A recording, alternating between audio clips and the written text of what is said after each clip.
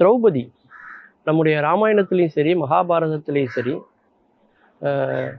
அதாவது திரௌபதியா அப்படின்னு சொல்லக்கூடிய ஒருடைய மகளாக பிறக்கிறதாக சொல்லப்படுது.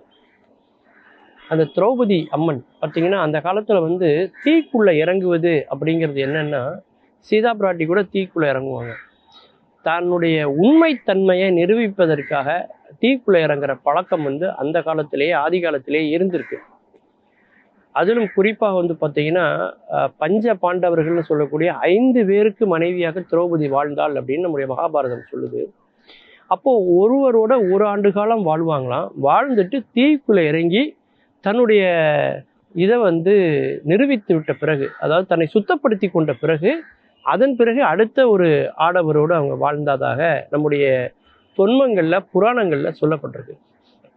அப்போ தீக்குள்ளே இறங்கும் போது என்ன ஆகுது அப்படின்னா, நாம் புதுமை அடைகிறோம், இன்று புதிதாய் பிறந்தோங்கிற மாதிரி நம்ம புதுசாக மாறுறோம் அப்படிங்கிற ஒரு இது வந்து அங்கே இருக்குது அந்த கான்செப்ட்.